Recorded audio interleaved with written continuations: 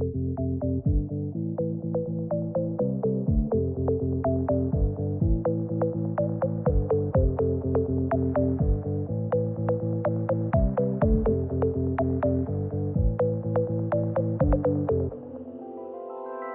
to the pandemic and travel restrictions, this is our third Scottish road trip this year. NC 500 in spring and island hopping in the summer. And since we got our first van back in 2013, we've travelled at every opportunity, including over the Christmas period. And more often than not, we head north for Hogmanay and Northern Lights chasing. And this year is no different. We left Yam Yam Land late on Christmas Day after a family Christmas and headed north.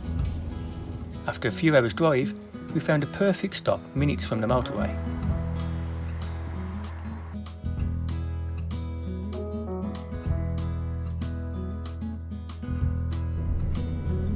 With Hogmanay cancelled just a few days ago and our tickets refunded, we had to rethink our plans. Fortunately, Scotland is the perfect place to explore if you need to avoid crowds.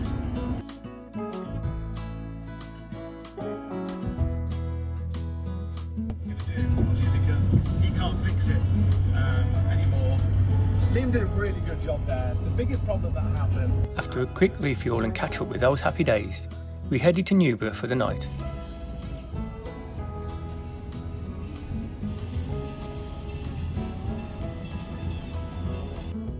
With stormy weather on our arrival, a quick ground check was required before squeezing through the tightest of car park barriers. Then we had what's become a van favourite of ours, cheese and onion toasties.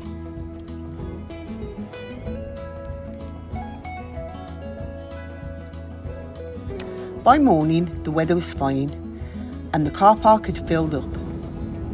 We're quite lazy wildlife watchers. We like it to be easy.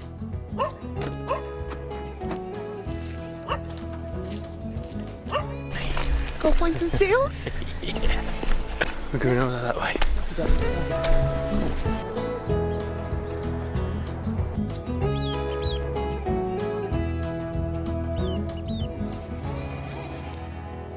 Mirror? Yeah. What kind of Europe? There's hundreds of them. Wow.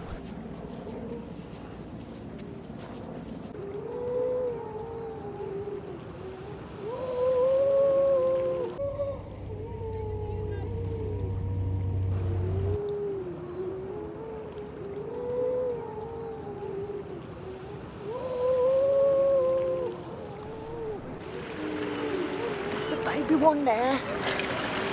We could not quite believe how many seals there were and how close they came. It was amazing to watch them in their natural habitat, and our new zoom lens was given a test. I'm a beginner photographer learning on the go, and I'm looking to improve my skills in 2022.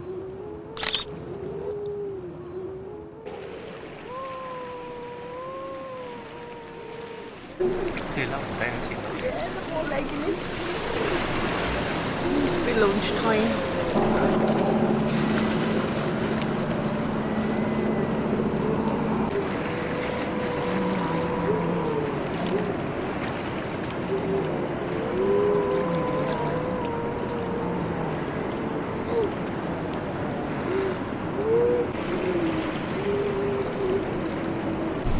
It's absolutely beautiful here at Newborough Beach.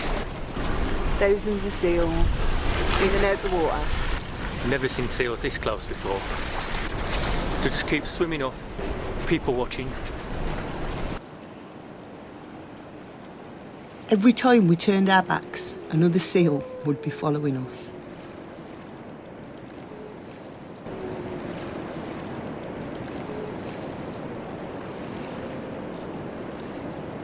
We could have stayed here longer, but we knew another spot where otters like to play. Morning.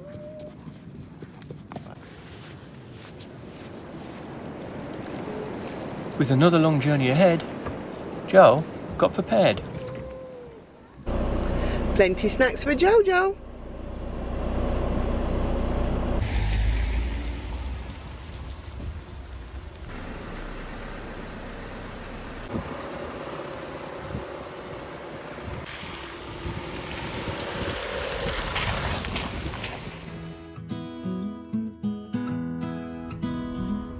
weather was constantly changing.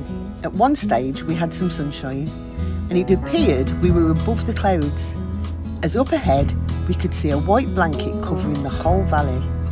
This was spectacular to see from above. And with the light fading, the landscape looked even more amazing.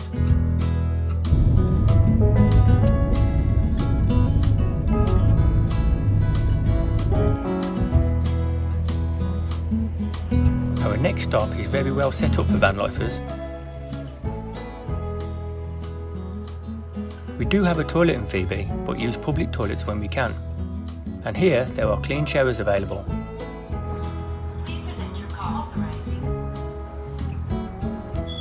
Free overnight parking, a supermarket close by, and even a pizza van open in the evening.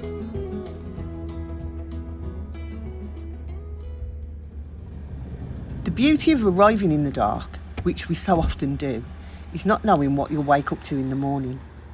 And with the addition of blue skies, this spot was stunning.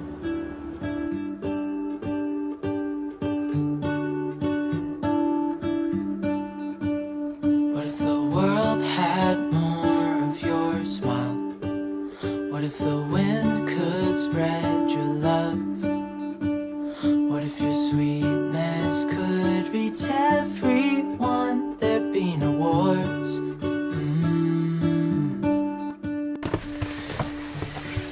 Good morning. We're off to Skye today. Not sure what the plan is yet. We're going to wait and see what the microclimate is like when we get there. Skye has its own weather system. If the weather is fair, we're going to take the sups out. And if the weather is not so fair, we're probably going to go and have a wander around Portree, find ourselves a nice little cafe for a little bit of brunch.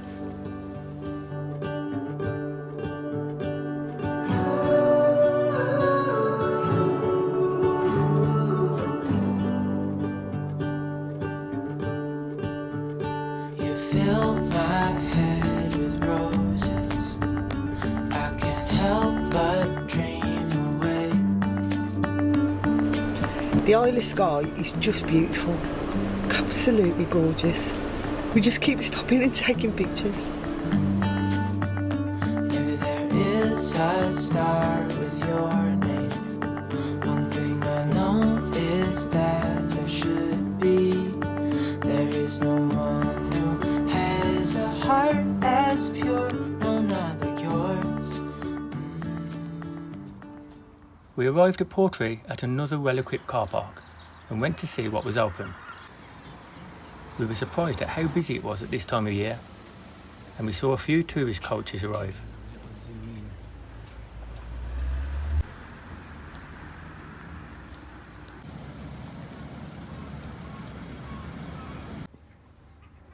While looking for some food, we didn't expect what came next.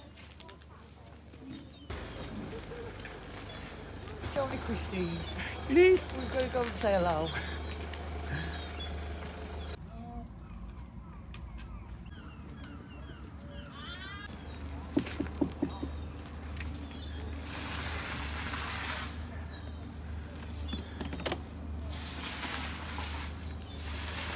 Hi Steve. Stephen, It's Joe and Craig. Phoebe Adventures. I do. Hello, Skye. I'm good. You're right. You're right. Mate. Hope you don't mind me filming. No, carry on, bro. We're on our travels. We're all used to filming. We've been following Stephen's van life adventures for a while now and recognised Christine parked up in a prime location. She'd only jumped out the bloody passenger window. There's only that much gap. Oh man, I'm so stressed after that. You're going to be a YouTube star on Country Van Life TV, you are. Stephen kindly invited us in after we gave the door a knock, and we chatted away over lunch and got some great van life tips. Right then, Skye, we're going to get off. Go darling. You take care. You travel safe. It's lovely to meet you. And, Thanks come for- on, Skye. Thanks for dinner. You're not coming with me. Come on, get in. I ain't getting the blame for you running off. You monkey. Stephen lives full-time in Christine with his Bulgarian rescue dog, Skye. You can see Skye keeping Stephen on his toes on their channel, Country Van Life TV.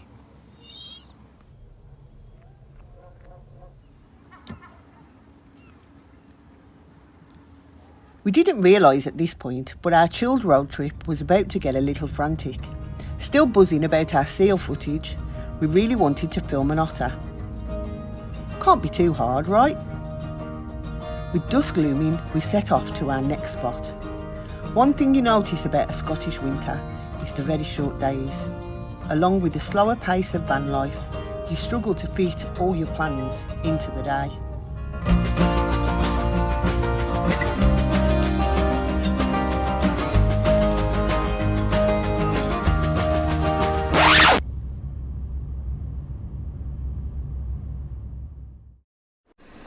Looks like we lost the drone again. It seems I need to adjust some settings on the drone, as I am clearly not 480 metres away. Maybe then I wouldn't have to negotiate a slippery frozen road to go and retrieve it.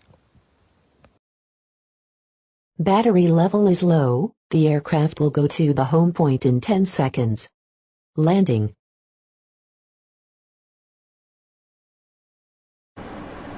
Oh, he's on his way back, he's running. Fingers crossed.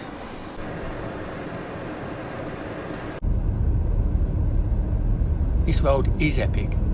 In the summer there are vans parked up in the wilderness. And the road also leads to the only manually operated turntable ferry in the world. This runs from Kilrea to Gleneague from April to October. We arrived at Kilrea a bit later than planned. Just before dusk is a prime time for otter activity.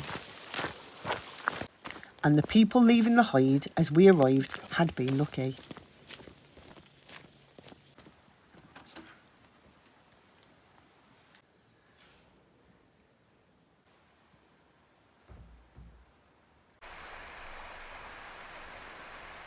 We had left our binoculars in the van. We had all the gear and no idea. With no binoculars and fading light, we gave up after an hour and headed to tonight's park up.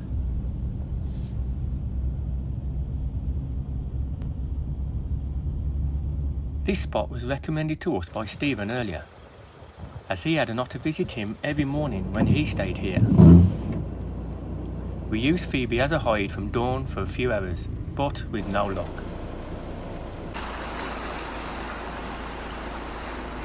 Got him.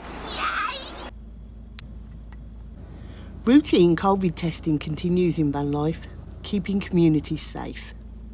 Negs.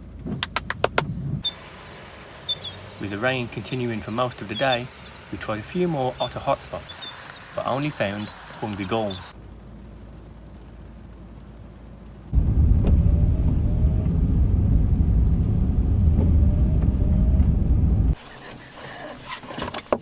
Well, we're back here. Fingers crossed, second time lucky. We prepared for a long sitting. Back at the Kilrea hide, but this time 2 hours earlier.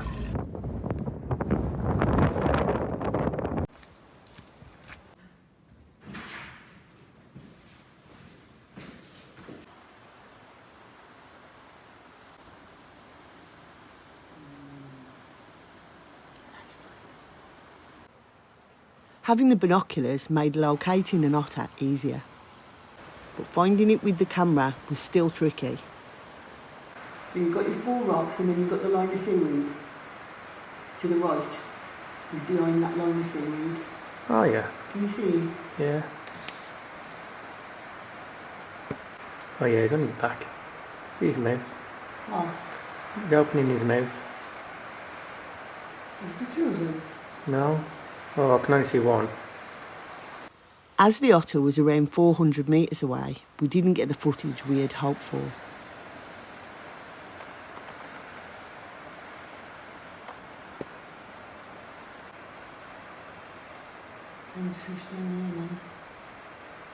He's waving.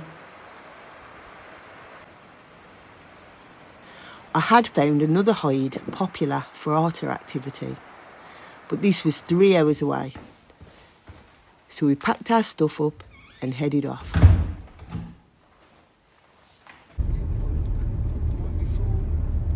2 hours into the 3-hour journey and we pulled into Inverloch Castle for the evening. Frozen chilli from home for tea, on the table in 10 minutes.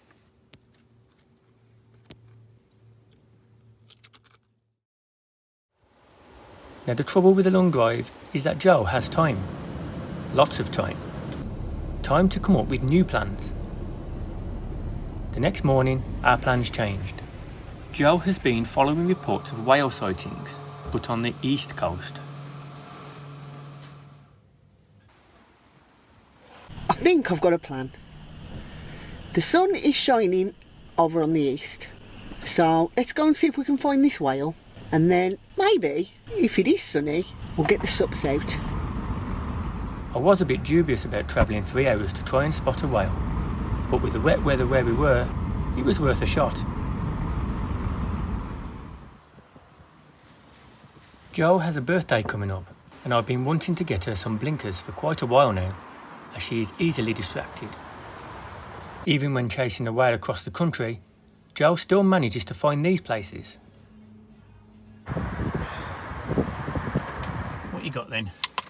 There's the vegan one. I had a Biscoff one too, and I had a raspberry one. Look at those bad boys. After struggling for 2 days to catch an otter on film in popular otter locations, getting a glimpse of a humpback whale from the shore sounded unlikely. After all, it's a big ass sea. We were in luck, but with the whale being so far away, I needed guidance locating her through the lens. And again. I might be looking at the wrong boy then.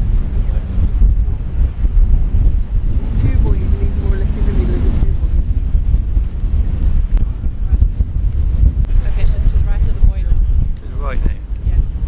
To the right of the boy and above the bad cop. And the side of the dog band. Okay, thank you.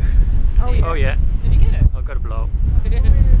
Thank you. Just got to get a steady hand now. Wow. Yeah, I got that. Did you get I that? got that. Oh, did you? Yeah. Well done. And again. And again. Whoa. Joe's plan had really paid off, and it was amazing to see Humpy putting on quite a show. Should have put my camera.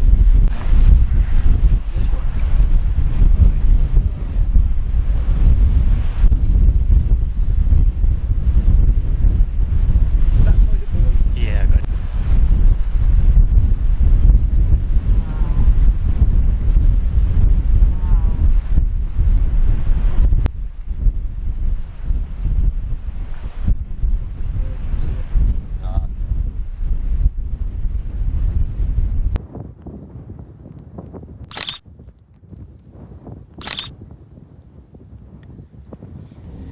Pleased the long journey had been worth it, we then travelled to the Kelpies for a late lunch and the wicked cheesecakes. I can't open it. Oh. The sculptures created by artist Andy Scott stand 100 foot tall and are 300 tonnes each and look awesome after dark. A perfect location for walking and cycling, and there is free overnight parking for motorhomes. We had to head off though for our penultimate night and the only pre-booked activity.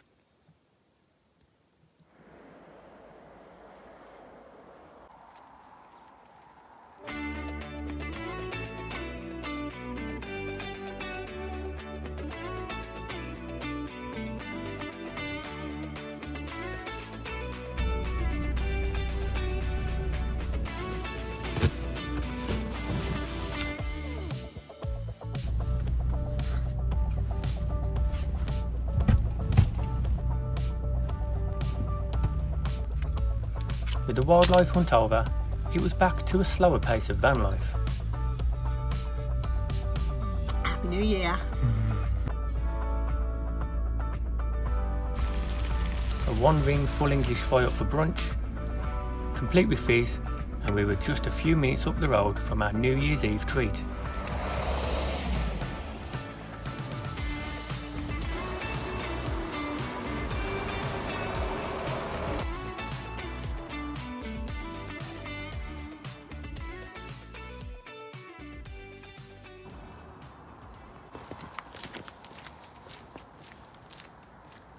And no Scottish road trip would be complete without a distillery tour.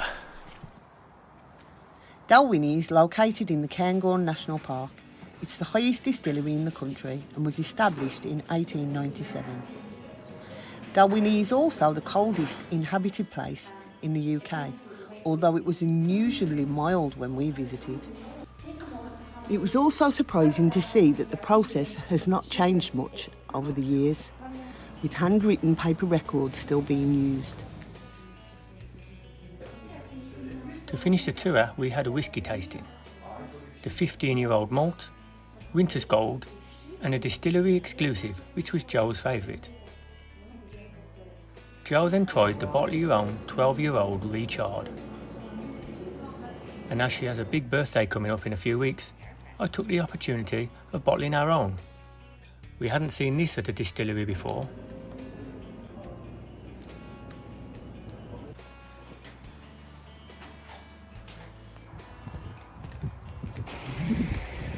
Time to start the journey south for our New Year's Eve celebrations. A quick wander round Pitlochry and chips for lunch. This may be somewhere we return, as it looked really nice.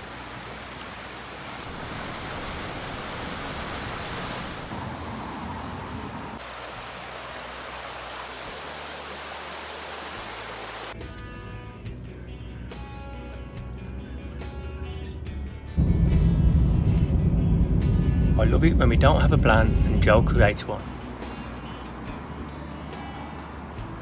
She booked a table at the Maharaja in Stirling for this evening, and what a treat. TripAdvisor was spot on with their reviews, and the vegetarian sharing platter was delicious. The best Indian starter we've ever tasted.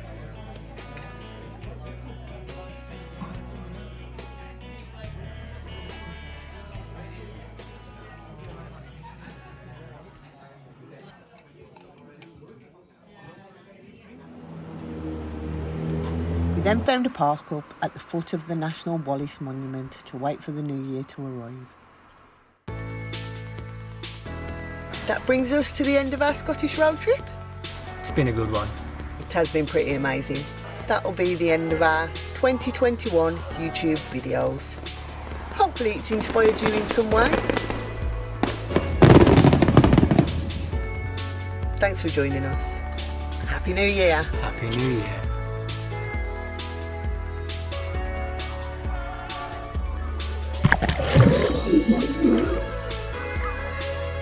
I'm in the North Sea on New Year's Day. It's bloody freezing.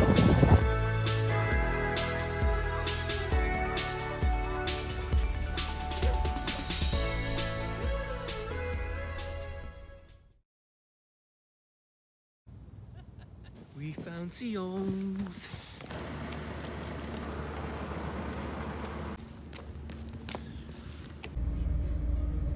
This won't make the final edit. She booked a table at the Maharaja. She booked a table at the Maharaja. She booked a table at the Maharaja. And if I've got a missed call now, I've won a raffle. Oh my God, I was only making a donation. Okay, thanks, bye-bye. Won 500 quid. 500? I've donated half of it back because I couldn't take his money. No. Oh wow.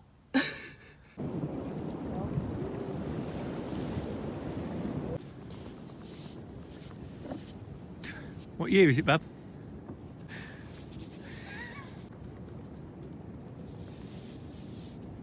Be able to edit that.